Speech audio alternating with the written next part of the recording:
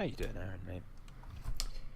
I'm doing good. We are live with the first game of the MLS Season 3. We have Team Raw versus Team Toxic Dragon. I am Aaron Halcyon Edwards, and alongside me is my co-caster, Baitsu.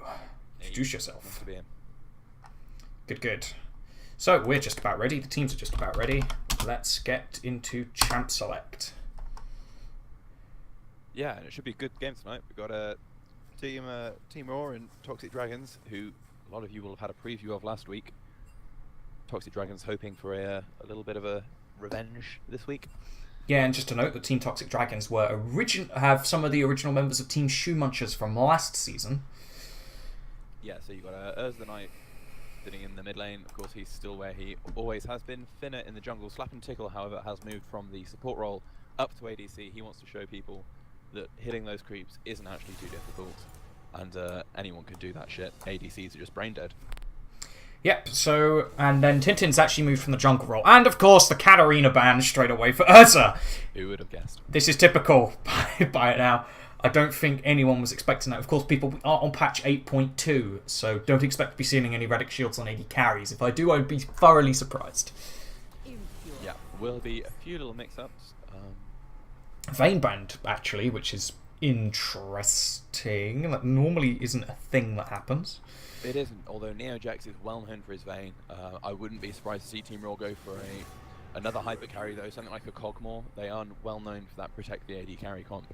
Yeah, of course, and after Vayne's nerf on this patch, I'd probably say that Cogmore or Tristana is one of the best hyper carries on the patch at the moment, as well as Ezreal being bumped down quite a few notches with the Kleptomancy nerfs. Yeah, not that I think NeoJax was ever a big Ezreal player, although I suppose everyone became one briefly, just for the fun of it. Yeah. It was interesting to note in the lobby previously, Urza was the only person who's finished his provisional placements. That's interesting. For Toxic Dragons, whereas everyone has done on Team Raw. Well, probably just due to time and stuff like that, maybe. Yeah. And of course, no one smart does their provisionals in the first 2 weeks. So. Yeah. I'm still leveling up to 30 on this account, so yay. But yeah, we have the Aurelion Soul taken away from Urza. There are some highlight plays, especially that one with the absolutely giant meteor that came in there. You keep saying it's bugged. I wasn't there for that game, so I wouldn't know. Janna's being taken away from Morgana Freeman, and the first pick, Lee Sin. That's probably a takeaway from Finna. That would be my guess. Almost certainly. Finner, of course. Anyone who's been seeing on the Facebook channel, Finner likes to post his Lee Sin highlight plays. And we have Lulu Shyvana as a lock-in. Yeah, so I mean Shyvana up there at the moment. Oh well, always a safe jungler, right? You can clear anything with a Shyvana. You're open to a little bit of counter ganking where you can fit that in. Against a Lee Sin, not the easiest prospect. He does have a fairly solid early game, and if he catches you in his own jungle, it can be difficult to shake. Yeah, I will say I am surprised with how quickly the Shyvana was locked in, because you don't need to take a jungler now. I would have honestly just taken Lulu Cogmore, because now Team Raw have all the earnest on them to just take the Cogmore away. Which, if I was Toxic Dragons, I would have just gone Lulu Cog, and it's exactly what Team Raw have done, locking in the Cogmore and the Shen for Sacred Please on the top lane. And that's almost, I mean, that's definitely a Shen top lane. Sacred Please has turned into quite the boring top laner. You saw the Maokai hovered. That wouldn't have surprised me either. He's full on for those team fighty tanks. Well, he's he's the English version of Soaz, hashtag dog champion, shall we say. And interestingly, an Ezreal pick. His power has been nerfed significantly on this patch. Not with the Q nerf, they do hurt him early on, but as you keep putting more levels into Mystic Shot, the nerf is less noticeable. It's mainly the Kleptomancy, because what people were usually doing is they were just stacking up all of the consumables you'd get, and you would just sell them when you got a chance to. So you just get even more gold, so the drop rate's been decreased on that. We'll have to see how much that hurts him, and Karma is going to get taken away as well. Okay, so they're just banning out stuff against this Protect the Cogmore comp. Earlier on, of course, you saw the Janna and the Orianna ban. Simo, a big Orianna player, as most people will know. Orianna's one of his names, alongside Vel'Koz, perhaps, as a real wave management heavy mid laner. Yeah, that Yasuo is also a target ban against Max 2112. Yeah, very much a Yeah, he is very known to be a carry top laner, and Yasuo is a decent matchup into Shen. Although, the one thing I do want to touch on the Protect the Cogmore is that...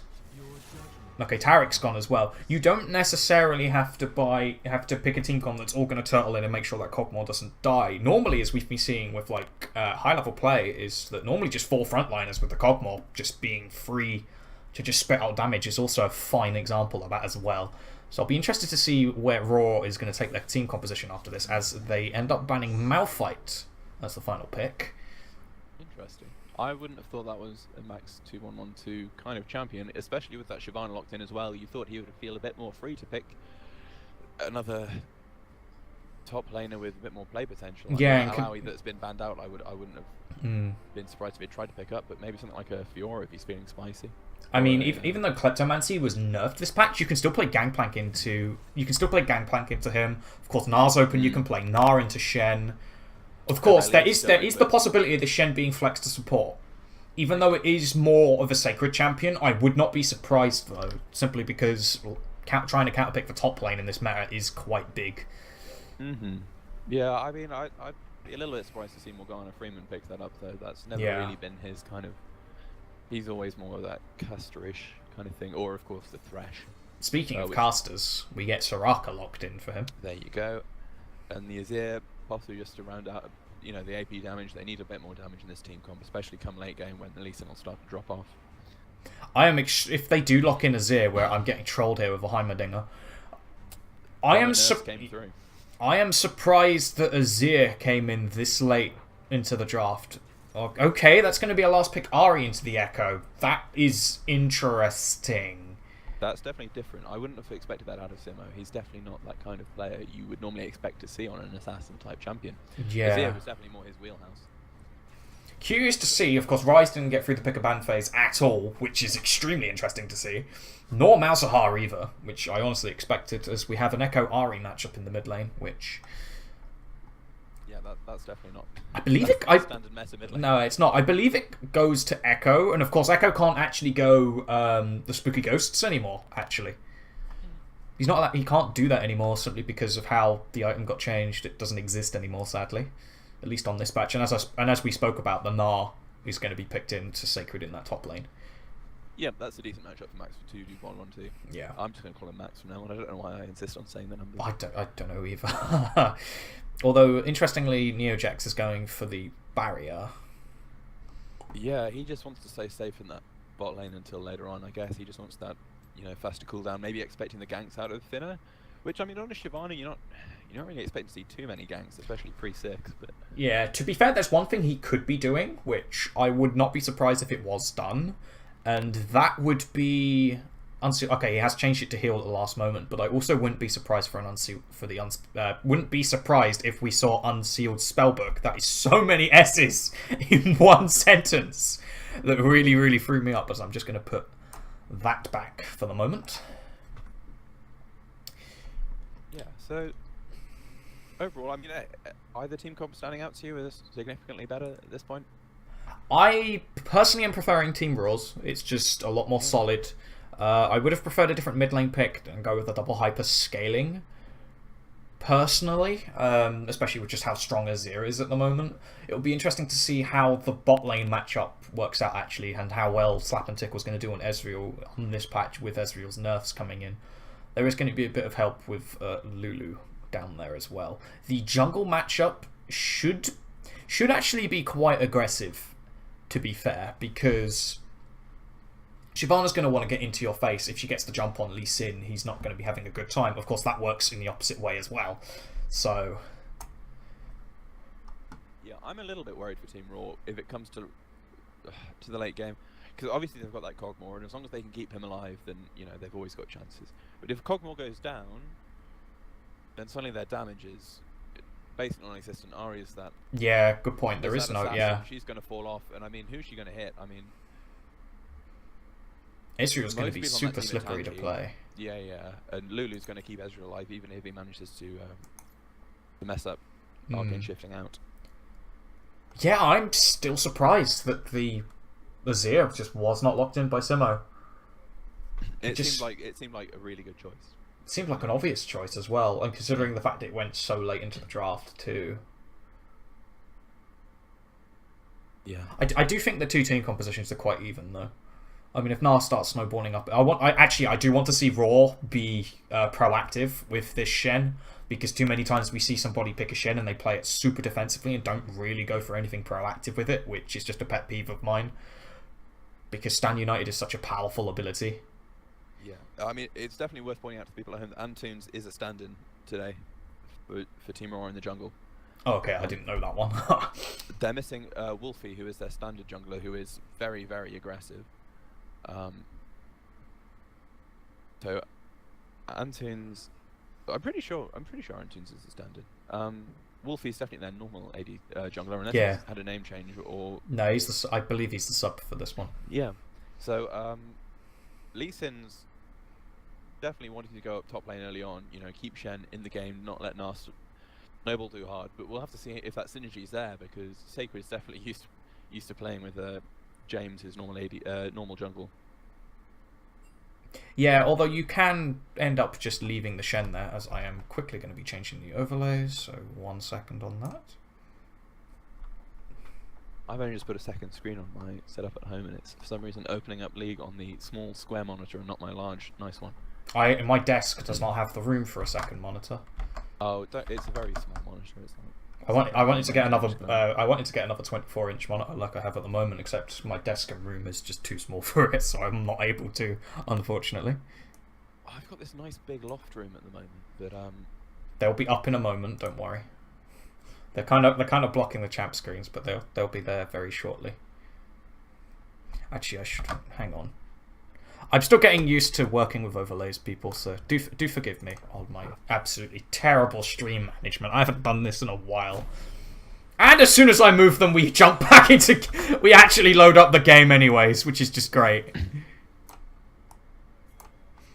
Alright, there we go. For game 1 of the MLS between Team Raw and Toxic Dragons. Yeah, that's Toxic Dragons up on the red side, Team Raw on the blue side, down in the bottom left-hand corner of your screen. Oh, come on, just go to the other screen. We have Team Raw.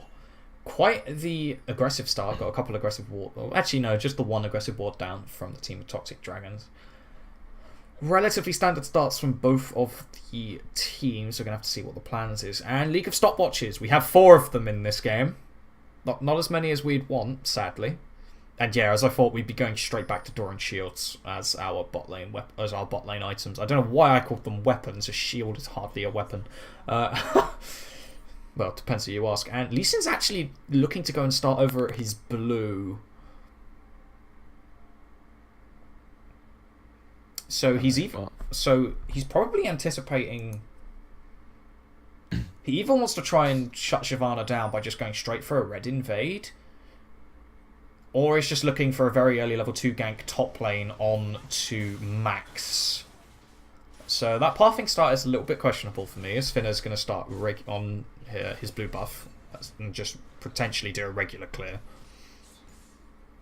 Yeah, I wouldn't expect to see anything unusual out of Finna on this Shyvana. He just wants the levels under his belt, get that power clearing going, then get the wards down to make sure that Antunes on that Lee Sin doesn't try any funny business in his jungle. Yeah, and of course, as soon as you get what's it called now? Bloodrazor, isn't it? Yeah.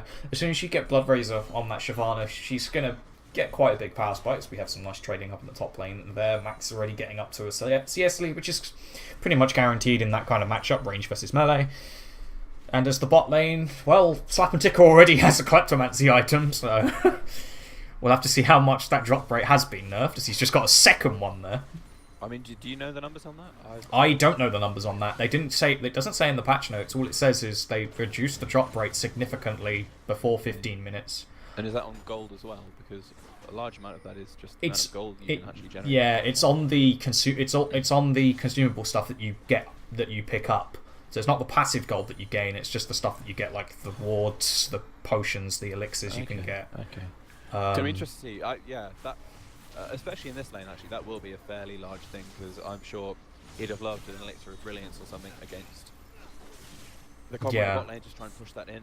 Simo getting a decent little bit of chunk there onto Urza in the mid lane. There's a good taunt coming in on the top lane. Just going to be a regular trade, though. Yeah, I mean, Shen should have a fair amount of damage for the first 3 or 4 levels before Max starts to get a few extra points into that queue. Finna got bought very, very low by his Raptor camp there, which is one of the problems with Shyvana. You can power farm it, but you do get taken very, very low. And Antunes has actually gone for just the Scuttle Crab and going to go for an invade with the Scuttle Crab, as we have a fight in the mid lane. Yeah, the only thing revealed is going to be Grump on that bot side, but he's covering that bot lane as well. So you see Neojax and Morgana Freeman very happy to push in now on that bot side, knowing their jungle is close by. They're going to find Antunes in the jungle, it may seem, but I think they spot each other and just back away slightly. Yeah, of course, that also gave Neojax as well as Morgana Freeman to just play a little bit more aggressively in this bottom lane. Of course, as an Ezreal, you really don't want to be shoved in at all. I wish we could see the runes, actually, in this new Spectator client. Yeah, we can definitely see... There's a couple that I think would be obvious, like Shen's most likely going for Aftershock or Grasp of the Undying. I think Grasp of the Undying after Aftershock's nerfs in this patch for Shen. I know that Cogmore will probably still be going for Fleet of Footwork. And then Soraka and Lulu taking Airy, respectively. Yeah, we can see the Airy shield onto Ezreal there. This early game's actually been a very, very passive early game. I'd normally expect quite a bit of action from a typical MLS game, but none so far, actually. Maybe people are taking it seriously this year, and they understand that they don't want to be the people to give away that first game of the season. Yes, as last year we did have some crazy games. Hopefully there won't be another Ezreal Baron steal this time. I wasn't there for that game, but I do remember it. It was nuts. I'm kind of looking forward to that kind of thing. It's what people watch the MLS for, isn't it? Yeah, the clown fiestas. Adam's going to be annoyed at me for saying that. But yeah, we do see Finna making his way up to this top lane, although can't really get anything down onto Sacred because he's just now backed.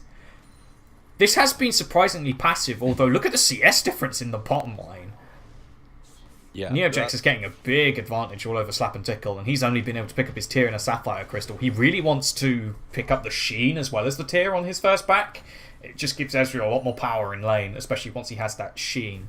Except he's going to have to play a lot more passively now that he only has the tier. Yeah, and that was the product of getting shoved under his lane there when his own jungler backed. But I think he must have known that Antunes was sitting in there. Sacred getting a good amount of damage onto Max 2112, has to jump out of there, and you can see he's chunked 50% of his health at least there. He's got to be real careful here. He does have a couple of deep wards down there. He's got one over the wall into the bush just off blue buff, and the Skull Crab's down for him as well, so he's got a little bit of vision to work off. Yeah, Simo getting a little bit of harass from Urza in the mid lane there. I'm actually looking for quite a bit of pressure from the Shyvana into the mid lane just to try and get this Echo running. Because it's kind of what you want in this team composition. Ezreal's getting shoved in really hard, finding it quite difficult in this bottom lane to do too much. So if I was Finna, I'd be trying to get these lanes snowballed, although I do definitely see the merit of hard farming to level 6 on a Shyvana, because that's when you get your ultimate. As we do just see the passage of blue buffs being given over. I do feel like perhaps Antunes has missed his opening in the mid lane on this Lee Sin. Urza has got, well, 7 now. He's got his ultimate. Any gank on him is going to be a lot harder with him being able to rewind time and get back underneath his turret, perhaps.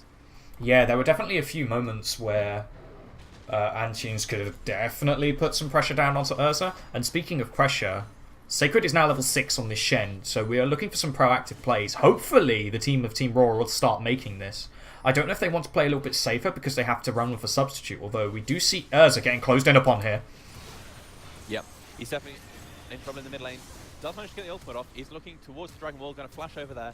Followed by the Lee Sin and the Ahri. That's 2 flashes for 1. Hopefully they get the kill, otherwise it really won't be worth it. Tintin there, tries to get the shield in, but now Simo's in trouble. He's used his flash already, uses his hourglass. That may be a waste. Although here come reinforcements. Sacred Fleece and Simo both getting out just in the nick of time. And Finna in fact goes down as well as Tintin. And that's an excellent fight there for Team Raw turning it round on the backside after getting that kill. It looked like they might have been in trouble having blown flashes over the wall into that dragon pit. You know, yeah. Trying to do what he can and harass a little bit to prevent this dragon. There's nothing he can do as they take it away. You know, I was just about to critique Team Raw on being a little bit too defensive with that Shen ultimate, but they turned that fight around when Toxic Dragons decided to engage back upon them with that, which it was really well played, actually, although I didn't see the need for Simo to flash over the wall where he could have just dashed through, and Slap and Tickle's in trouble here. Yeah, nothing he can do. The flash does come out, though, and maybe he can just walk this free. Morgana Freeman tanking turret shots, and Neojex will as well. They're both going to go away low. If Cogmore had that Bio Arcane Barrage there, that's definitely a kill. 100%. And it just peaks level 6 now. Although Slap and Tickle already safely in base. It's up to Tintin, though, to hold the lane. Another wave's going to go to waste with Slap and Tickle walking back to base. He's now only just... He's now only just picked up his Sheen as well, so he's really far behind in this game. Like nearly 25 CS almost down. And Cogmore, as we see, going for that Gwynsu's Rageblade build.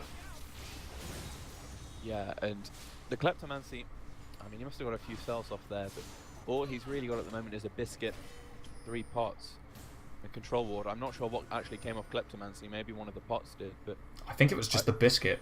Was it just the Biscuit? Yeah, it's just the Biscuit. The 2 potions are regular. I believe you can sometimes get Control Wards off of it as well. Yeah, I think to a large degree he's just been having to use that Q under turret to farm with, and he's not been able to get them off onto the enemy. Although if we look, and then of course if we look at Slap and Tickle, he's not actually got any potions or elixirs on him anyways, because if your inventory's full, they'll just automatically turn on for you. So there is that, as we do have some more trading in the bot lane. Yeah, of course. Flash off of Slap and Tickle. Antunes going in, does manage to get the kill off onto Tintin as well, and this is just going bad to worse in the bot lane for Toxic Dragons. Max in the top lane, going to try and get aggressive on Sacred, but he doesn't have any jungle support here, so at the most it's just going to be a bit of a trade back and forth. He tries to get a little bit back for that bot lane action. Pinkwood down underneath the turret isn't the ideal place. I didn't see, did that go down in the middle of the fight by accident? I'm not 100% sure on that one, actually. This will be first turret.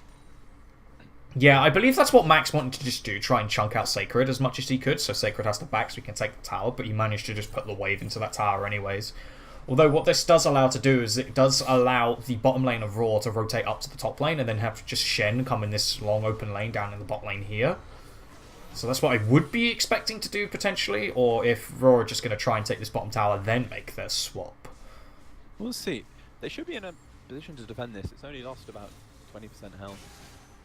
It's interesting to note, despite being 4-0 up, they are only 600 gold ahead, our Team Raw. Of course, that first turret going a long way. 12 CS lead in the top lane and a 10 CS lead in the mid lane.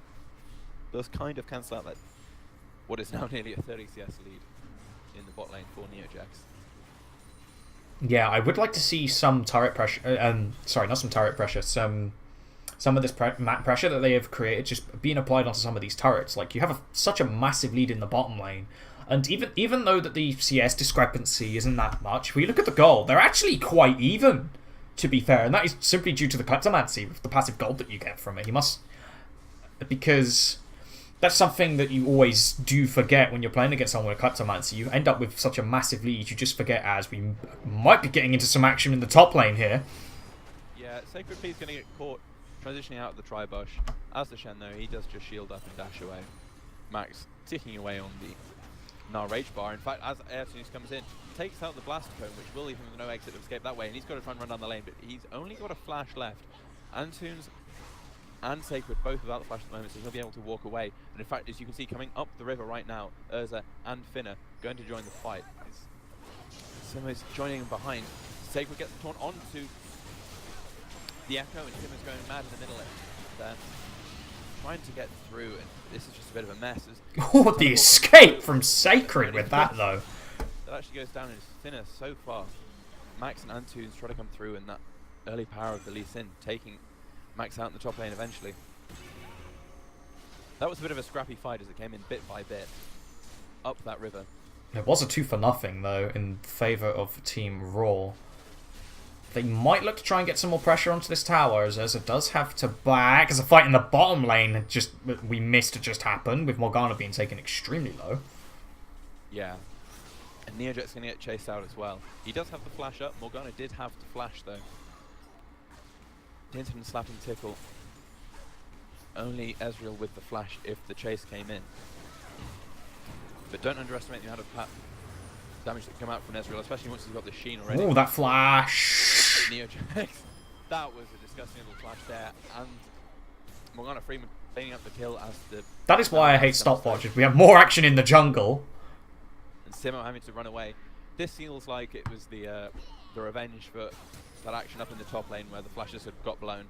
Urza comes through with a cheeky little flash and run through, and with no jungler and Sacred backing up in the top lane, he's going to be free to walk out through this jungle. So we just had strings of kills from one action to another. Of course, the MLS doing great. We end up by playing one fight, and then straight afterwards another one starts almost instantly. So, you know, no breath to catch whatsoever. As Toxic Dragons are going to try and get their hands on the Ocean Drake here. It's not quite as useful as they want, although honestly at this point in the game I think they would take anything, even with those 2 kills. And if we do look at the gold advantages, they're still not that big. I mean, Urza's 600 gold up. Sapentickle is 500 gold down, which is more than he was, but then the Kleptomancy is going to be bringing him back in there. As we might have another fight happening in the mid lane. Oh, the timing of that arcane shift. Yeah, that was beautiful. That get out of jail free card there, Antoon's going to be fairly annoyed that... He timed that so well. Although he does get hit by the charm. That arcane shift was into the charm, so things even out in the long run. Simo picks himself up a kill, going 2-1 and 4 now in the mid lane. Although he is 30 CS behind, it is worth noting. And Max now with some free time on that bot lane. He does have the demolition. Bruce, I thought he had the demolition. I think he had already popped that, which gives him a nice chunk of damage. And with waves coming in, unless they manage to send people down, which it looks like they may be. Neojet's on his own here against Max. Does have to be careful not to overextend. Trying to push him away. Morgana not with the largest amount of health out to keep him topped up.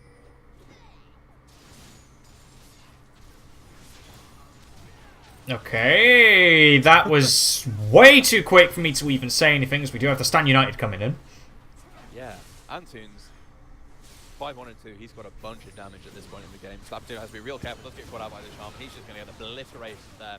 Finna trying to help his AD carry, but in the end has to flash and ult away just to keep his own hide intact. Or at least as intact as it can be as he crawls away on 20% health. I was going to talk about how I found the lane assignment of Team Raw a little bit odd, as a really nice shadow dance comes through there. Yeah, I mean, Urza there trying to defend a turret 1v4. Maybe a little bit misguided with his attempts there. Let this one go. Back up. You've only got your top lane to back you up if anything comes through at all. As he goes Mega Gnar. Going to try and catch out Morgana Freeman on this Soraka. And in fact, will do with the help of Tintin on the Lulu, but now they're going to have to run away as best they can. Tintin going down, and Max not long left for this world either. A 2-for-1, not exactly ideal, especially when your one was the support.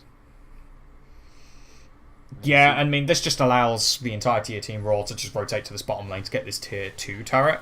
As we have another... Wow, the chaining on that CC was beautiful onto Finna. Yep. That was disgusting.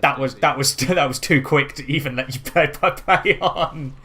Insect and then Insect straight into Shadow Dash. Yeah. Plus he has the zone down to stop anything coming out from Finna. Not that I think he had either flash or ultimate to get out of that. No, he didn't have flash. About 30 seconds earlier in the previous fight when he was escaping up the mid lane. I believe he had just went back into human form actually, or had been in human form for not long. So I mean. Okay, finally we're getting the lane assignment I wanted to see, with the Cogmore going up the top lane with Urza pushing in the solo lane. Honestly though, they should be sending although Toxic Dragon should be sending their Narf down into the bottom lane and have Ezreal, Lulu in the mid. Yeah, it's getting a little bit funky here. I felt like that was fairly brave warding there out of Morgana Freeman throwing that ward on her own into the top lane. Tri-bush. While the Echo was up there. I don't know whether they felt more sure about their ward coverage than they actually were, or whether they were sure about there not being any wards watching her. Yeah. Then again, Morgana did have the rest of her team around for that one, so... Maybe. Maxim. Too bad, as Max might be coming to try and engage onto this Rift Herald. Yeah, they want to try and stop this. Even if they can delay it for a minute or so, it does mean that it will disappear. I'm not sure they're going to get the chance that Rift Herald goes down already. Slap and Tickle got some time on his own in the bot lane, but Sacred Please is going to teleport down. Of course, he still has his ultimate if he needs to be elsewhere on the map, global-wise. Rift Herald already getting dropped down in the top lane, going to take out that top lane turret for Team Raw. I think that Herald is a little bit unnecessary, considering they were going to have the turret anyways. So I just would have dropped it and try and take the second one. Although, if you were Raw, I'd make up your mind on whether you want to back or not, because that turret is gone. Yeah, so they may be able to get the next turret beforehand, but with Sacred going down, there's only 2 of them left in the top lane. They will have the Herald, though. It will be 2 turrets for 2, which, when you have Rift Herald, is really not the trade you're looking for. Rift Herald's still alive up in that top lane, of course. Although you do need to be careful here if you're Raw. You do. They need to back now, so Raw's going to try and just stop these backs as much as they can, so we have another fight breaking out in the mid lane. Tintin nearly surviving. Simo still with a flash and an ult charge to go, though. Will manage to get out, and Toons and Elysian will be going down very shortly. Very shortly. Or maybe not. Urza gets some kills up in the top lane. Here we go. Slap and Tickle. Looking to clean up. The Shen ult comes in, though, and Slap and Tickle needs to be careful here. He does not want to be left on his own. If he didn't miss that one Mystic shot, that's a kill onto Tunes. Yeah, and Tunes. Back in the bush. Will manage to get out thinner, though. Shyvana's are pretty decent at taking turrets once you give him a little bit of free time, especially with Max as well. So in the end, this is 3 for 3 in turret trades, of course. The top lane inhib turret does mean a little bit more. Okay, well, so Nara's actually taking grasp of the Undying there. In your opinion, what would you value more, that mid lane inner turret or the top lane inhib turret? Top lane inhib turret, definitely. It also makes it okay. I don't know why Antunes went in to try to contest that one. That was gone considering there's a Shyvana. But yeah, that top lane inhibitor turret is pretty big actually, and you don't really want to be losing it. If they got the mid lane inhibitor turret, I would have said it might have been worth it. But the reason why I don't find this as worth on the side of Toxic Dragons is when it comes to setting up that Baron, things are just going to get difficult. Because it's not going to be as much of a struggle as if, say, the bottom inhibitor turret went. Because then you're put into an impossible situation. You either go and clear bot wave and lose Baron, or you go to Baron and lose your bot lane inhibitor. But Team Raw can still put a hell of a lot of pressure using that Shen onto that top lane and always use that top lane inhibitor as a threat. Although, Urza and Max are doing quite well in this 3-1 position as these 3 members of Raw are just pushing the mid lane. I'm not sure if this is the right decision here from Raw. Yeah, we'll see. I don't think Antunes from this Lee Sin can probably take Max at the moment. He doesn't have a whole lot of armor down. In fact, he has basically none. But I'd still fancy him in a fight between the 2 of them, especially in Mega Gnar form. We will, in fact, get a chance to see. Antunes just going to be ragging on him with those auto attacks. Kicks him into the wall, and that's it. That 1v1. Yeah, that got a little bit filthy. I didn't realise Antunes still had the ultimate up. Kicks him into the wall, and that's the end. He got way more value out of his ult in that 1v1 than...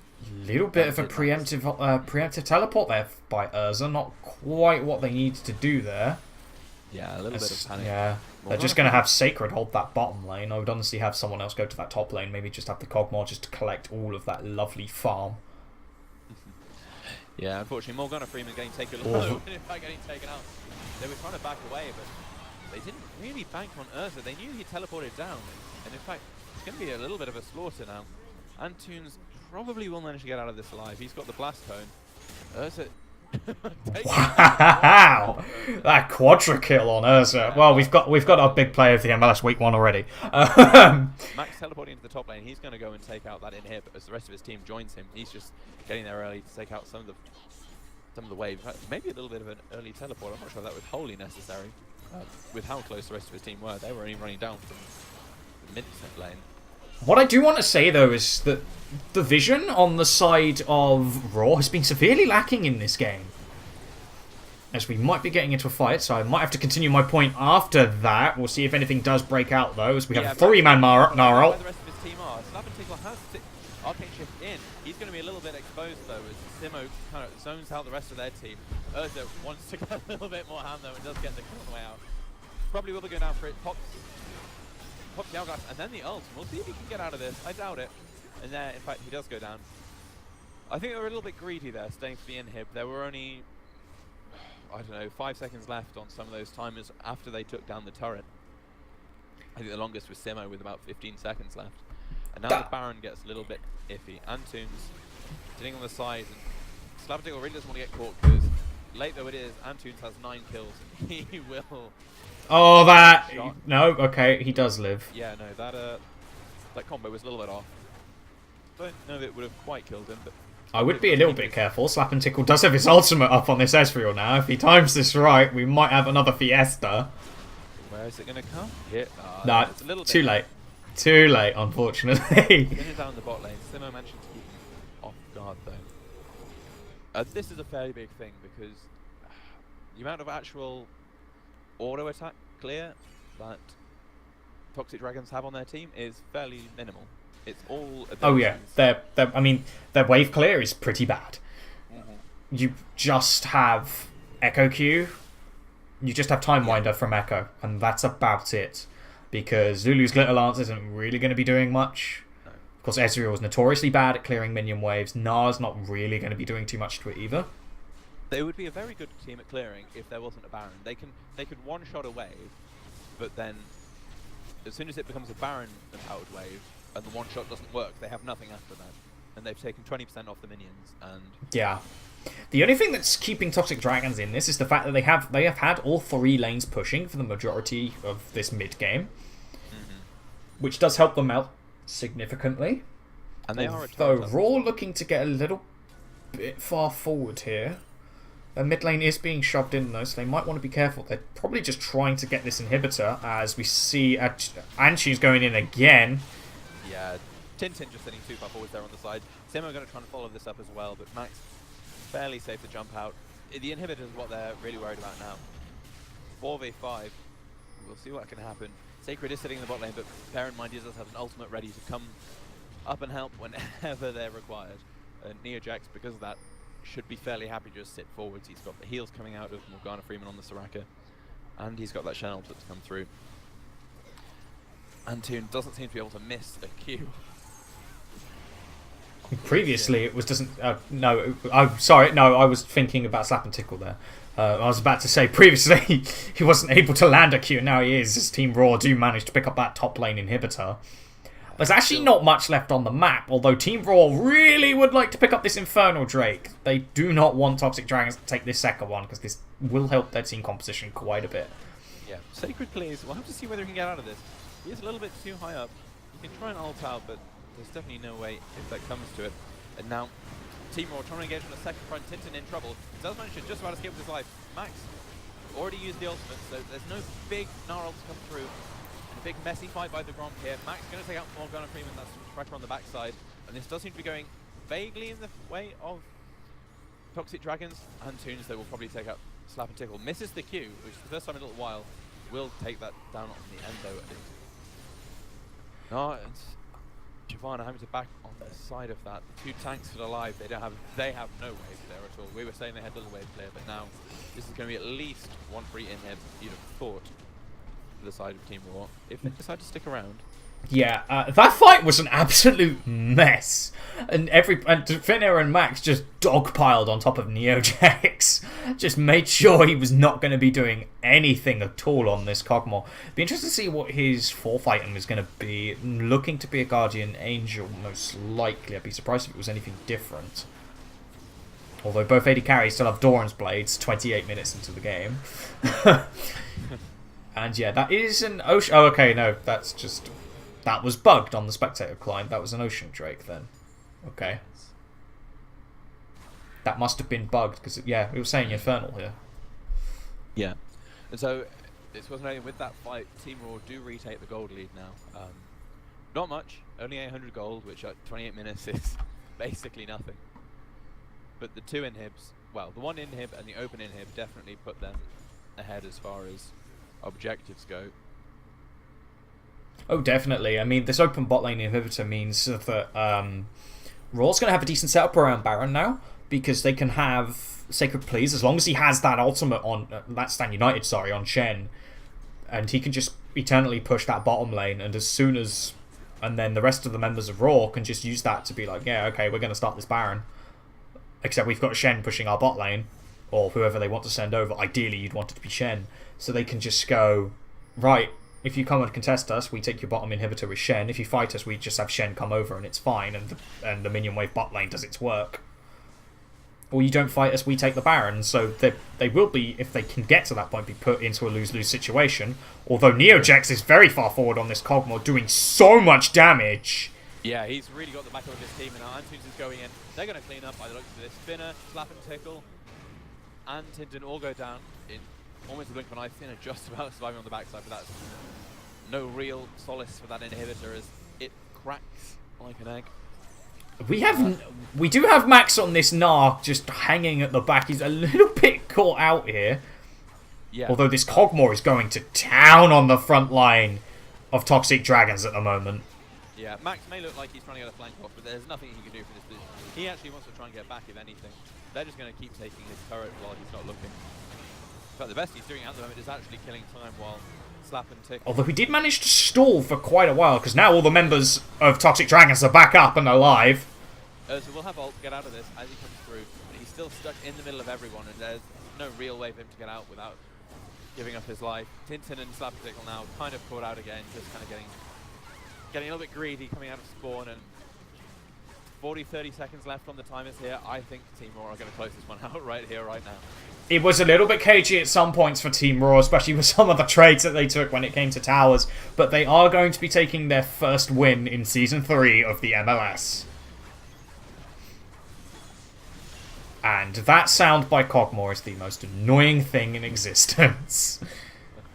And there you go, Team Raw taking it through over the line. Yeah, you're right, a little bit sketchy in some of that mid-game. I feel like they had that gold lead and they were a little bit careless to give it up at points. Yeah, their vision control was particularly lacking. Yeah. They gave... Yeah, some of that lane control they were giving up on top and bottom lane, largely, as you were saying, due to the fact that they couldn't push up as hard as they wanted to because their vision control wasn't there and they couldn't really contest, and when they tried once or twice they did get collapsed on. Trying to push it through the mid a little bit too hard, where Urs was ready and waiting to get that quad kill at about 20 minutes. Yeah. Okay, so that was the first game of week 1 of the MLS. We're going to take a quick break and then we'll be back with the Intertainers versus Spartan Shield Gaming.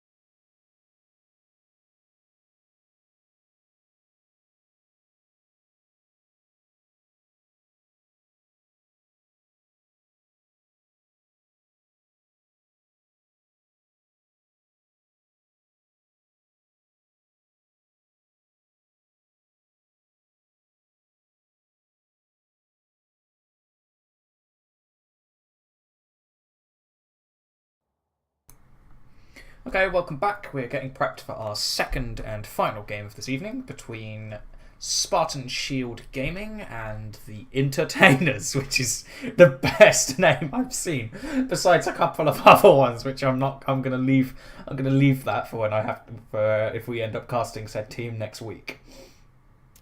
Yeah, Entertainers coming off the back of a win. I didn't see the result for Spartan Shield Gaming. Did you manage to catch that one? No, I did not, but I can quickly check. I suppose.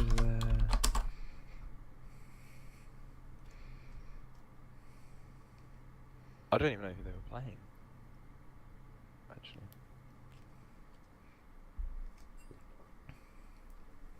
They were playing Team Washed Up.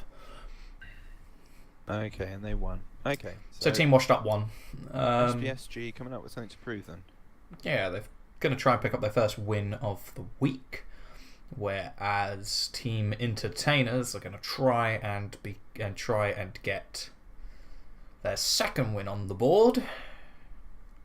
Yeah, pretty sure Maymay's on the side of SPSG is a sub, as far as I know. Anyway, an interesting game this one. So I'm not 100% sure.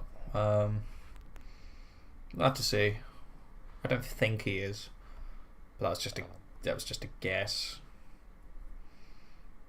So Entertainers are definitely the higher ranked team as far as solo queue players go. Definitely. Especially.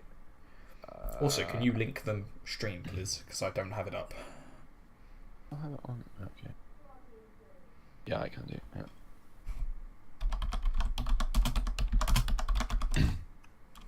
There we go. Let's see what I've got on these guys. So, Gnarly in the top lane, definitely a decent carry player, and you're going to be looking out for his Yasuo and Ornn, especially the Yasuo. He's definitely that hyper carry top laner, which is amusing that we get two top laners who are both scumbags in one night. I believe the politically correct term for Yasuo mains is feast or famine. Feast or famine players. I'm sorry. I'm sorry. I didn't get that memo. Xylex Zero. I was taking the mic. Xylex Zero was in fact one of our players last season. One of the few players from this game actually from last season. Previous name you will have been Tester Boy. I did manage to cast a couple of his games. He is in fact, talking of Feast or Famine players, he is another Feast or Famine player, famous for having the lowest KDA in the league last year. What team did he play for last season? I can't believe this. I was a caster yet. I can't actually remember half of the players on the teams. No, but I mean, it's been so long. Xylex, I joke saying he had the lowest KDA. That was because he either went ham or he lost spectacularly.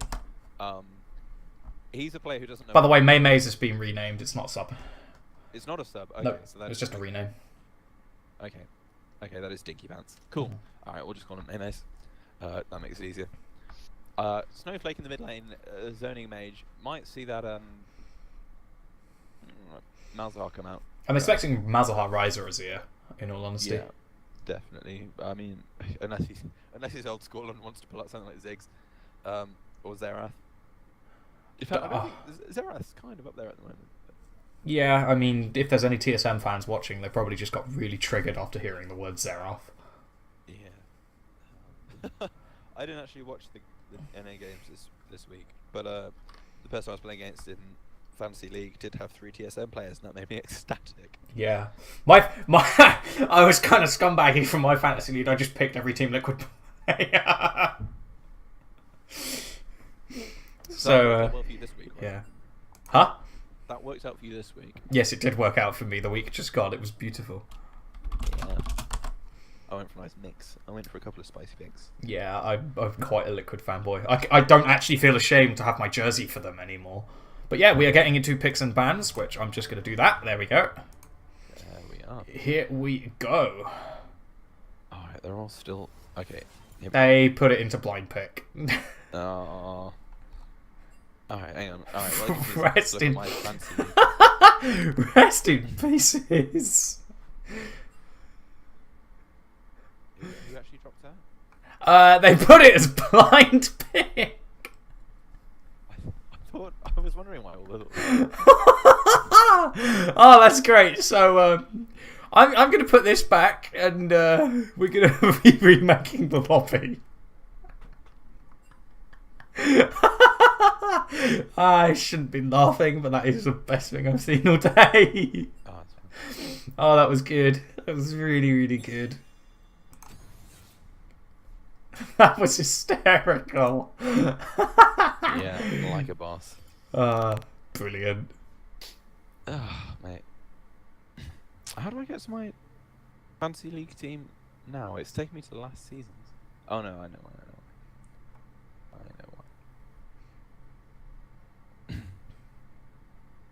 Yeah, I had a couple of spicy little picks in there. What did I took Hooney in the top lane because much as I hate him for leaving us. Yeah, he was the only Team Liquid player I didn't put in my fantasy draft for NA. Well, he's not Team Liquid anymore. It's Echo Fox. Sorry, Impact. Impact. Yeah, Hooney was the only person that wasn't on Team Liquid in my draft. Sorry. I did have Sven. That was my one TSM concession. I don't actually think he played all that well, to be quite honest. Well, I would have thought not if their results were anything to go by. Yeah. Yeah, I got Misfits as my team. I kind of forgot that the team thing bit was a thing. Oh well. Yeah, when it comes to EU, I'm a big Misfits fan. Yeah, no, I like Misfits. FC Schalke, I'm going to be interested to see how they do though. I'm really interested in Schalke's roster, actually. I'm still eternally disappointed in Nuke though. When he was on that, I don't know if you ever watched any of the games, because I used to be, I was one of the Gambit fans. Oh, I always watch. And so when Alexic made that team, where he went top lane, the first big team after Gambit, where it was. Oh, wasn't this like NIP? I can't remember who it was. Wasn't this the season? Wasn't this like the season 4 NIP team after 0-0 stopped playing League, and it was Alexic top, whoever their jungler was, Nuke Duck, someone else, and Mithy. They had some godlike jungler. It wasn't. Was it Rush? No, it wouldn't have been Rush. They were an exceptionally good Lee Sin player, like disgustingly good. Shook. No, it was a new guy. Okay. I can't remember who it was. Nuke Duck mid and Mithy support. Yeah, because this was when Nuke Duck and Mithy got banned for being so toxic. That team collapsed like a pack of cards. Jesus Christ, that was an ill thought. That team was so good though. They looked so on point. Nuke Duck was like, I don't think he's ever looked as good as he was then. No. To be fair, he's looking really good this season. Yeah, but yeah. As we're just, and to be fair, I mean, of course, he's playing against challenger teams at that point, but as we're just chatting about EU LCS before we get into Champion Select. There we go. Not even relevant EU LCS. No, not even relevant. Season 4. Well, we started off relevant, okay? Started off relevant, and Yasuo's taken away from Gnarly straight away. Yeah. Although I've just noticed that Thingy aren't in LCS order, so they might be doing the whole. Yeah, we do our picks if people need to swap around orders, just confirm the pick order, and then then we'll put this one in the draft. An extra 2 minutes worth of it's not that bad. About season 4 LCS, so that's not too bad. Woohoo! Sejuani being taken away, one of the strongest junglers on the current patch, as well as last patch. Nothing's really changed for her. She's just brilliant. Yeah. Super easy to learn as well. So if you're low, you don't want to climb, Sejuani if you're a jungler. Yeah, I expect to see maybe an Ornn ban coming out as well later on from the side of SPSG. As Alawi's going to get taken away. That's either due to Phalanx playing it, or they are planning on picking Ornn and don't want an Alawi into it. Although Camille gets banned, interestingly, with Zoe gone. Yeah, so the reason Camille gets banned is because Xylex Zero is a huge Camille jungle player. Not quite a one-trick, but he's been playing it a lot lately. As it's been coming down the grapevine, and having great success with it. So I have been hearing. And my favourite bird taken away, sadly. Not going to be able to see Azir in this game either. Feels bad, man. And the first pick will be Galio, interestingly enough. I have not seen a first pick Galio in a long time. Yeah, he's fallen well down the meta tier list. Yeah. I believe he had the first set of changes to Tank Galio was in like 721, I believe. Yeah, and he's just kind of fallen ever since as nerfs and meta shifts just meant that he wasn't really relevant against the AP assassins which were prevalent at the time. And we see a Rammus jungle and a Darius locked in. Darius top lane has been a bit of a resurgent pick lately. I know in Korea everyone's running Flash Ghost. Yeah, well, kind of, well, not like an Olaf. Like an Olaf if he didn't have his ult, so you take the Flash as well. I mean, it's also due to because his teleport ganks are just terrible, in all honesty. And Xin Zhao being locked in, I'd love to see Yorick. I would love a Yorick. That would be very cool, but it would also be extremely boring to cast. So no. I love Yorick. Yorick's my main. He was my main before he got reworked, and then I went on a sulk for several months where I didn't touch him, but I'm back into Yorick now. Oh, nice. I do like Yorick. I will say Xin Zhao has had quite the explosive start to his mini rework. I've got to say, that was ridiculous. Very ridiculous. Has been tuned down since then. I've heard that he's like tearing up North American solo queue, but then again, it's North America, so I'm not really surprised. I know Wrigley, when he did his video with LS, was going, yeah, this champion's really, really good. Okay, so Nami, I feel like that might be a takeaway from SPSG, because I know that Mei is a... Well, I've heard from his team, unparalleled Nami was the term they were bandying around. I'm not actually sure what rank he is. I've heard he's silver, but he is practicing some large UK tournaments, and apparently he's going to some international tournaments later in the year. So, possibly that's just like a placeholder kind of rank while he's actually doing more serious training with other teams. Yeah, as we do have Tarek and Thresh taken away. No need to really ban the Thresh when their support has already been locked in. Yeah, unless they're thinking maybe it's the mid lane Nami. Right. Caitlyn gone as well, which honestly, there's other hyper carries you would want to take off the table here. Yeah, especially since any hyper carries coming through will have a fair amount of protection, especially from the Galio. Yeah, I mean that's a really strong front line to stick a Cogmore behind. Yeah, or like Cogmore or Tristana. I'd honestly, I don't know who you'd take actually if you're Entertainers. Either of them playing around the Yorick wall, especially Tristana being able to jump like over that. Okay, so they pick Orianna and are gonna last pick their AD carry. That's interesting. It is interesting. And there's not really too much of a ball delivery system. I mean, yeah, Rammus can kind of just roll in there, no pun intended. And that's exactly what I expected to see from this bot lane Lulu Cog. Yep, that's definitely a non-surprise. Possibly the Triss just to... Apologies for that. The water I drank just smacked the back of my throat. So, I will be 1 second. Alright. There's a mute button for that, mate. So we see the Twitch getting picked up for Synaxium as the AD carry, and that's going to be an interesting one. He's definitely going to be wanting to try and be sneaky. If you can get onto that Cogmore and take him out, then I don't even want to say it'll be plain sailing from there on out. I mean, there is still a fair amount of damage coming out of Xin Zhao, Galio, even Yorick can put out surprising amounts of damage. And even if he does manage to blow up that Cogmore, he is going to get jumped on by Xin Zhao and Galio in particular.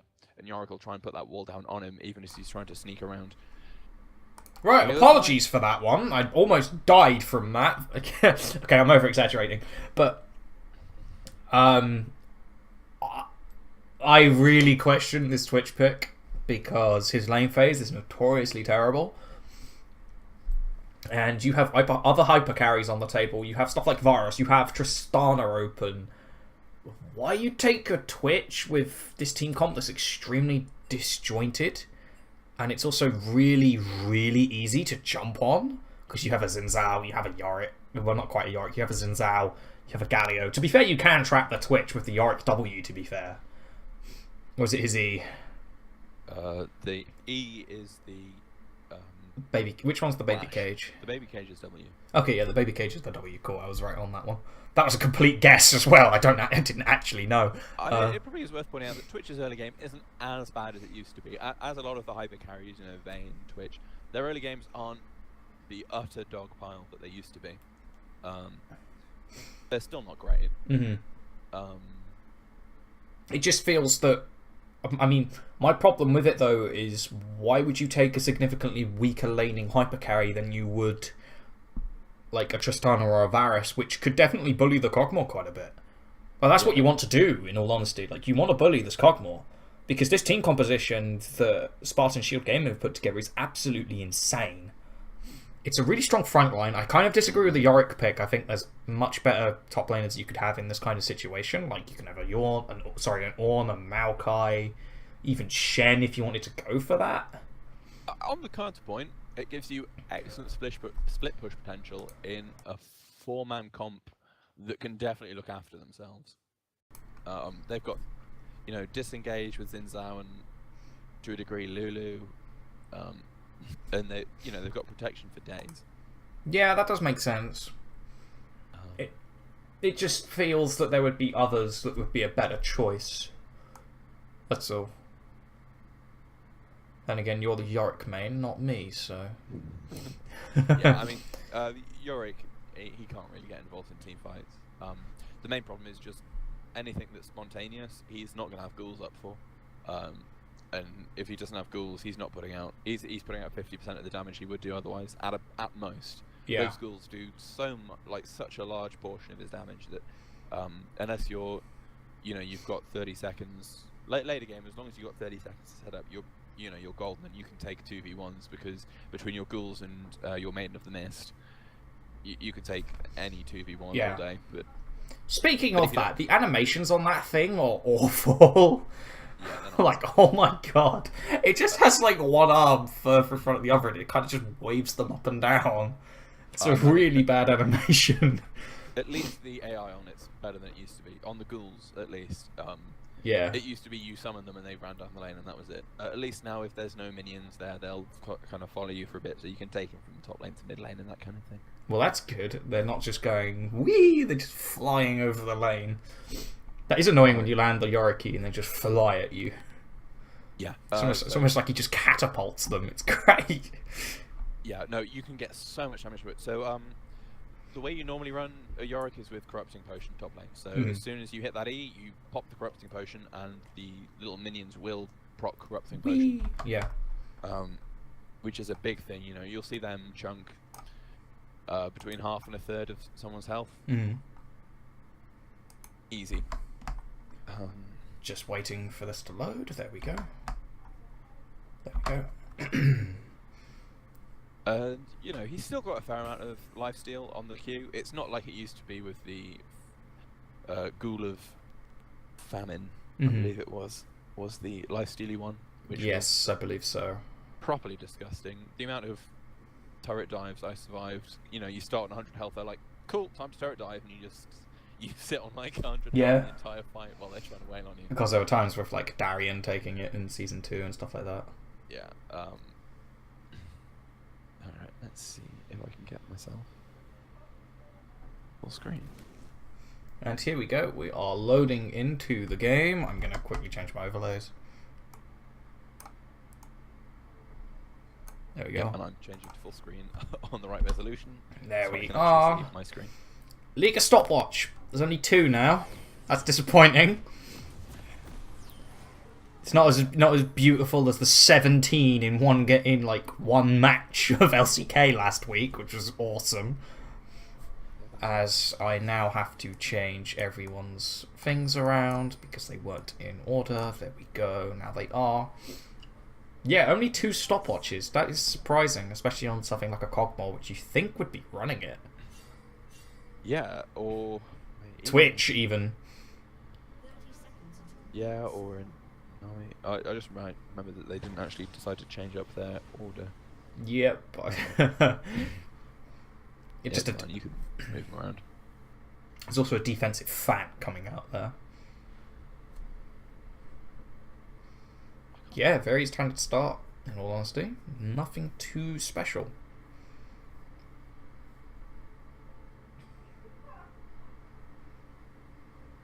Yep. Although not much in terms of defensive lines, both teams kind of just clumped up around their buffs. Yorick and Galio kind of putting up a little bit of vision around their blue side of the jungle, but Darius and Oriana just kind of sitting in the middle as they not going to know if an invade was going on. Not that it will be. But. Yeah. So I expect the top lane matchup to be more in Darius's favour. Do correct me if I'm wrong on this. It seems like he'd be able to bully Lorik a bit harder. But I'd assume that Yorick would be mostly fine. I don't really see any issue. He can get pulled in a little bit, maybe once or twice, but he's got enough lifesteal that any kind of trades may look a little bit bad, but he'll heal it up fast enough. Yeah. As will Darius. So I'd assume it would be mostly a farm lane. Okay, Oriana's running Airy, and I'm trying to work out what Oberman is running on Galio there. Guess we won't find that one out, as we do have some regular trading down in the bottom lane. A whole bunch of damage done on Maymays there. Yeah, I was saying that Twitch's early game isn't as bad as you think these days. That expunge comes with a lot of damage. I think it was more of the damage from the Nami ebb and flow as well, bear in mind. Yeah, some of these caster supports have got disgusting amounts of damage. Yeah. Bard comes to mind especially. I hate playing against Bard. Like, his auto attacks level 2 and 3 do about a third to a half your health. As we see the leaping ghouls there onto Darius. Beautiful. He comes through and that's... Well, not that much damage. They were under turret. It's like a pouncing cat. Like pouncing cats, just going rah. I love their animations. They're hilarious to watch. They are. Of course, this Cogmore lane's actually getting quite bullied. Like, there's a 10 CS lead for Senaxium there. Yeah, I mean, some good CSing mixed with a lot of pressure coming out, especially for that Nami. You can see she's still at full mana. This isn't going to slow down anytime soon. The only person low on mana actually so far is Snowflake on the Oriana in the mid lane. Yeah, and Snowflake will most likely just be using that to try and wave clear against the Galio, because he can just push it for days so easily with his, what are they called? Winds of War. That's it. Winds of War, yep. Yeah, Cogmore having to CS onto turret already, that's very quickly being pushed onto lane. He's going to miss 2 or 3 of these. Yeah, not quite timing up how you're supposed to be auto-attacking those under there, but I do believe Ares or Maymays was one of the lower-rated players here, so we can't give them too much flack. Although that's a lot of damage going down on the Maymays. Yeah, and you feel, well, the expansion's going to come through as well. So next, him having to flash out there, there was a fair bit of damage coming through. He didn't take it. He was burnt as well. Yeah. It was the Ignite, I think, taking him down a lot there off the Lulu. But like, this isn't what you want, especially as that Cogmore Lulu lane. You really want to be looking to dominate this Twitch because of his weaker lane phase. Yeah, this isn't the start, as we do have Aegis coming in at the moment. Nope, ambush, just to run away. Yeah, one of the big things, of course, in a Twitch lane is you don't take damage, because as long as you don't take damage, you can stealth a lot quicker. As soon as you take damage, you're going from a 1 second time to go to stealth to, is it a 3 second? I believe it's about then, yeah. It's 2.5 to 3 seconds, I believe. I will check it now, actually. It's a lot longer. So it's very important you don't get tagged by stuff if you think the jungler might be coming for a gank. Lilac Zero meeting Aegis kind of around there. They'll have seen each other because of the wards, and they both back away. Just giving each other the respect they deserve. I definitely favour Xin Zhao at this point in the game over Lilac Zero. He's got basically no armour to speak of, other than the fairly high base that's in Uranus, naturally. Although I will be looking to see where both laners are going to be putting, both junglers, sorry, are going to be putting their pressure, as it looks like Xylex is going to be coming to the bottom lane, and he stood on top of a ward, so no gank there. No, definitely no gank there. And Aegis is going to be going for a ward in the mid lane as well as he heads towards the bot lane. Probably going to be just going to clear out his Krugs. So I have to point this out because there's no action going on, and it's And it's the game's slowing down quite a bit. Just in Zhao's animation, he's just hopping, just to stub his legs, and he's just hopping along there, if you can see. Oh, that's great. It's like the Sippers just like hopscotching their way through the river. It's beautiful. I do love the buggy animations of League sometimes. They're hilarious. But yeah, this is a massive lead for this Twitch in the bottom lane. He even has a BF sword now at 6 minutes into the game. That is not something that you want to be dealing with if you're this Kog'Maw Lulu lane. No, and I mean, already in 1,000 gold lead plus on the side of Entertainers. Yeah, it's 700 and like 800 of that is just from the bottom lane discrepancy too. Yeah, I mean, top lane's behind. In fact, every lane for Spartan Shield Gaming, yeah. 10 CS ahead. In fact, every lane for Spartan Shield Gaming is a little bit behind on gold. Apart from good old Yorick. Yeah, I mean he's still about 200 CS behind. I think it's simply due to just the worst farm numbers across the board, really. Wait, really? Yorick's behind as well. Yep. I wonder how he's managed to get behind with 7 CS up. It's 40 to 50 at the moment. Mm. I mean, this is just really rough for this Kog'Maw though, because like you really want to get this Kog'Maw through the lane phase. Once he has Guinsoo's, it should be better, because then they can start looking to fight. Because Kog'Maw has a big come on when he gets has a big come on period when he has Guinsoo's Rage Blade. Yeah, I mean Nami will be able to keep that switch topped up though. Don't underestimate that. Yeah, of course. As we see some training in bot lane. lane, the bubble lands. Comes down as well. He tries to flash away, and that's his undoing. I don't know what happened there. Snack seemed to stop auto attacking. I was worried that Lulu would actually manage to get away, but he flashed just a little bit too late there. Yeah. Still in expunge range. Yeah. Took that extra auto attack too many. As Oberman also far too far forward. He's out of flash. Zoro flashes in after him. Not entirely sure that was necessary, at least not at that point.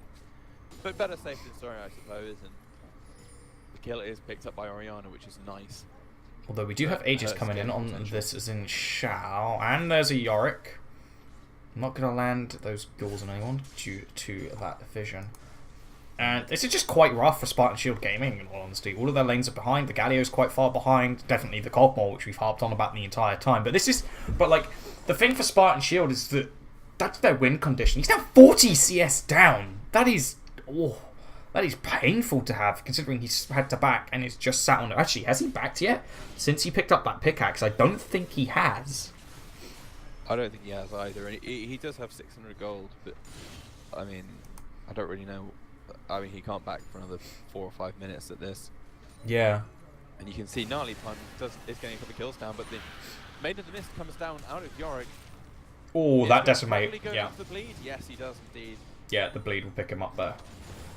And that's actually a nice comeback from Gnarly Pun. Bad to worse for the side of SPSG. And I mean, this is to a degree what we expected. Intertainers definitely have the better solo laners. Mm-hmm. Yeah, and I was expecting Xylex to play around those, as we might be getting more trading bots. Another bubble lands! Yeah. Vatten is on point with these bubbles, and especially Maymay's, it seems, becoming the victim of this. Dinzao trying to come down, but Twitch stealth backing. Oh, that is BM right there. It's still not as bad as the Zhonya's Rise ultimate. Yeah. Zhonya's and Realm Warp is the most annoying thing in the world. I hate it. Are you going to say that that's worse than Teleegg? Yes, it is a lot worse than Teleegg. It's much worse than Teleegg. To be fair, I suppose at least Teleegg at least seems skillful when it's done against you. Yeah. Ooh, oh man. There we go, the taunt comes in. With the taunt onto Oriana. Does have flash still, will flash out, and may in fact stay alive as Ramos is coming from the side. I don't think there's any real scope for a counter gank here though. Had to burn his barrier in that as well, just to stay alive there, but... Yeah.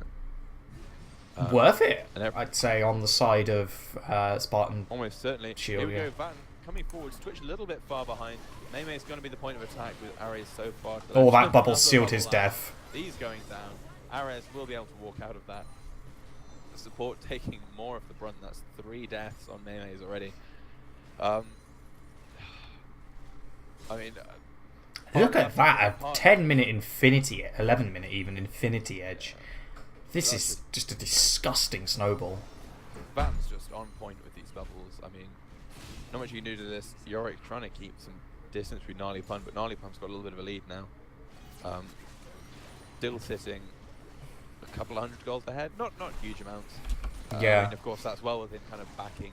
Well, he's actually 1100 ahead of that top lane, and that's Senaxium getting another kill in this bottom lane. He's 4-0 now. And the Twitch is going to be hitting his its turn on point where you really don't want him to be hitting it this early if you are Spartan Shield, and we do have Xylex up at the top lane, might be coming in for a cheeky counter gank here. Yeah, I don't think SPSG spotted him, but they definitely stopped that gank as soon as he showed up. Maybe had a little bit of an inkling, a little bit of the spider senses. And this is exactly the opportunity Xylex was waiting for. The cage comes up, though. Oh, denied by that cage. That was edging it there, though. That was... The wall came up, and I was hard pushed to say which side Xylex was going to end up on. Of course, something we do have to talk about is that bot lane tower went down at about 11.5 minutes into the game. And that's really big, because this is going to allow the bottom lane of... what are they called? Entertainers. That's it. The irony in that name. Okay, I would have just thought they would have rotated to Ocean Drake and just taken it, or rotate mid, send their top laner bottom lane and do that. Although they look like they're just gonna kill Ares again. Yeah, that's a dead doggy. Bubble and all comes through just for the fun of it. Might be up Memes. Zenzatta's gonna come in with the exhaust. We'll see what happens. Phalanx does have the teleport, but yeah, a little bit too far forwards. Too far ahead at this point, and Senna just turns it around once again. If Faker and Jensen were in this game, it would be the clapping round 3. Okay, that was too cruel, but yeah, Entertainers are just running away with this game. This Twitch is massive. Yeah, at this point, Oh, a little bit of a no. Okay, that was his plan. He's just gonna split push on this Twitch. SPSG, I'm sure, we're hoping that they just wouldn't fall too far behind here. They can bring up the rotations. And I mean, you can kind of see where their edges might have been, were they not this far behind. In that, some of their ganks have seemed, decent. And speaking of ganks in the top lane, yeah, we're going to see if Gnarly can get away from this one as well. He does, will have flash up again in 5 seconds or so. Guy has come up and he can just walk out of that for free. This is, yeah. It was a little bit... I think that Grand Entrance was a little bit too preemptive there from Oberman. Yeah. As we're going to now have the 4-man siege. The teleport has to be blown by Oberman just to get back to this mid lane turret. Although I don't think it's worth it. It might just be going... No, it's not actually. They're going to hold it for now. Yeah, not bad. I think that was maybe a little bit timid of Entertainers there. They probably have pushed through. The Twitch ult was actually back up again. I'm surprised. I thought it was still going to be down there. But no, you can see where SPSG might have had some options where they're not this far behind. Entertainers certainly aren't making the most out of their power. They could definitely be pushing some of these side lanes harder than they are, or grouping up and just taking some of these fights. I mean, that's a big wave coming in bot lane, so it should be fine, although a massive wave's being built up on the side there, and honestly they're just going to let that get put back in, so Twitch can just go and pick it up at a later point. But what I would have liked to have seen from Spartan Shield Gaming is... I think they should have been a little bit more proactive with the jungler and Galio. Like, they both hit 6. Let's go make a play bot lane. Let's try and get our bot lane back into this game. Rather than not really do too much. Because they're kind of just letting... I know it's difficult when you're in this situation when you're behind, but I'm talking retrospectively from quite a bit earlier into the game. As Senaxium gets a little bit caught there. Yeah, we'll see how caught he is. Does seem to be able just about getting out. He does have to burn flash and heal, but that's definitely worth for a double kill. One of them going to him, and one of them going to who did that second kill go to? Who did that go to? Special Snowflake. got one. I don't know. Snowflake got a kill in that fight. I believe I so, thought at he least. already had one. Yeah, we might have. I don't know. I've lost track of who's killed Coot now. Yeah, it's getting a little bit silly. We'll see if they try and stick around. They probably could have done, but Special Snowflake left on his own to try and get a couple of turret shots there. Yeah. Before he realizes the rest of his But yeah, as I was saying, even when they were a little bit behind, I would have liked Spartan Shield to at least try to make a big play onto the bottom side of the map. Like, you have the Galio ultimate, you have Xin Zhao. There was pretty much no attention from Xylex, so I think to at least go for it. Like, they were so far, they weren't really far behind at that point. They were just a little bit behind. So I think they should have just gone, okay, let's try and make this play. We're probably going to get really far behind anyway. So if we try and make a big play that will there's a high risk, high reward. Say if we do make the 4-man play down bot lane, we do get a kill, do get a turret, we can then snowball that into a dragon. And then that's some pressure relieved off of your Kog'Maw. Like, it's 17 minutes into the game and the poor guy still hasn't finished his Guinsus yet. Yet, Twitch has just picked up his Runan's Hurricane. So, the discrepancy between these two is absolutely massive, as we do have a 1v1 fight in the top lane, and that is Gnarly Pond taking the dunk. Yeah, that's a very brief fight. Yeah, I mean, it's a 4.2k lead in that bot lane. Oh, wow. Yeah. It's not safe for them to go absolutely anywhere. And look at the vision line that they've got. They just have wards littered throughout both sides of the jungle of Spartan Shield here. Alright, and there's not much they can do. What can SPSG do to try and either stall this out and get a bit later, or? I mean, they'd have to wait until really, really late for COG to get farmed up, but I don't think the Entertainers are going to let them get to that point. Like, Kog'Maw still hasn't finished his first item yet, so it's just, they're in a really dire situation and just need to turtle as hard as they possibly can. But do they have the champions to do that? I mean, what's their wave? Their wave clear is not amazing. I mean, their wave clear isn't... I mean, they do have Galio Kog'Maw. I mean, you just want to feed all of the farm you possibly can into Kog'Maw, because no one else really needs it, to be fair. But, like, because the Kog'Maw is so far behind along with everyone else, their entire team comp kind of just falls apart. Because that's their only... What do you call it? That's their only win condition. Their entire win condition is, let's just get this Kog'Maw extremely fed. Of course, if that doesn't go well, your team's kind of just left, like, not doing anything, really, because you can't, because everyone else is just so far behind. And, like, everyone's now just started finishing their own first items, whereas everyone else on the side of Entertainer, is, like, picking up their second, in Twitch's case, the third. So they really just need to stall this as much as they can, just give as much farm to this Kog'Maw as possible. Yeah, I mean, much as I hate to say it, like, Yorick needs to start building tank. I mean, if he wants to get a little bit edgy with it, he could pick up that ZZ Rots and just try and relieve one of those side lanes a bit. You know, try and predict where Entertainers are going to start pushing and give that opposite lane a bit of a... You know, I was about to say here comes the Baron Rush, but I think this is going to die before they actually complete it. So we'll see what happens first. Will they get the buff or will it despawn? They have about 6 seconds on it or so. They've got that one. Yeah, they've got that, just. Let's be honest, they don't really need that Rift Herald for too much. I mean, they could instantly burst down the little amount of health that's left on that mid lane turret and then use it to try and break open the base. Which, that would make sense, actually, if they did that. Because look at how low this mid-tier 2 is. Yeah, or they could even rotate down a bot lane and use it there. Depends what they want to do, really. I thought Rift Herald only despawned at half past if you hadn't started it. I thought otherwise it stayed until about 10-2. I'm not 100% sure on that, actually. I think it stays a bit longer if you actually start it up. Okay, I know it definitely does disappear at, like... I know at 19:55 is when it does disappear. Yeah. I think if you started it before then, okay, it stays a bit longer. So yeah, it's just a turtle game for Spartan Shield. Yeah. There's really not much else they can do, sadly. We'll see. I mean, they should hopefully have the tools to stay alive. Like, they've got Wall, they've got Lulu. They should be able to turtle. Xin Zhao is going to be pretty useless, unfortunately. He needed to get a bit more presence down early when he had... Yeah, I honestly think that the mid and jungle duo should have just been really proactive bot lane. And just keep ganking it. Just relieve the pressure off of that bot lane as much as you can. Yep. I mean, of course, you also got to look at Intertainers. You know, they could mess up badly. They could go for a Baron that they're not 100% confident with. Oh, definitely, yeah. There is always that possibility.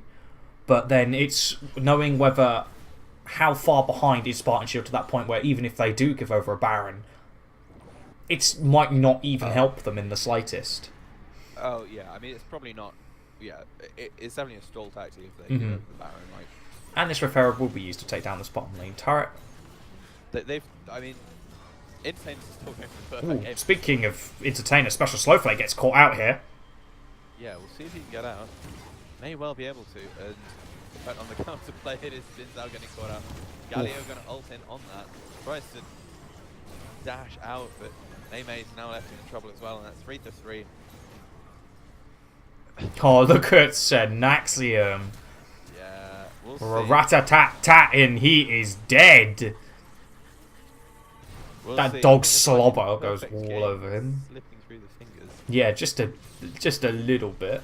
Ooh. Can he get out of this? Yeah, I think he will, and there goes the surrender vote.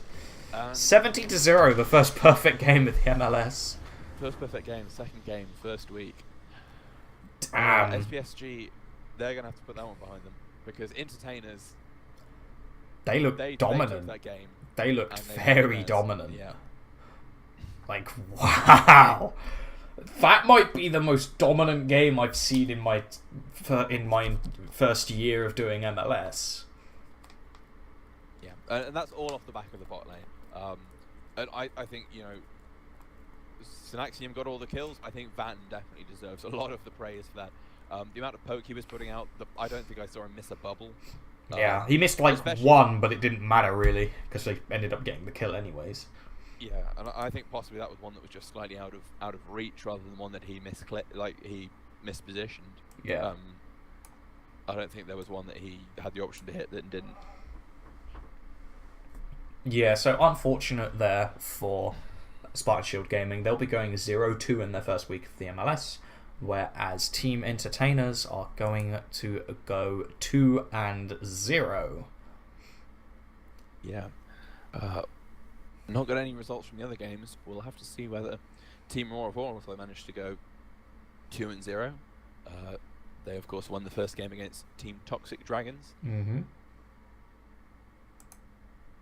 So yeah, I have been Aaron Halkian Edwards, and this has been Robert Bitesy Bragg. It's been a pleasure casting week 1 of season 3 of the MLS.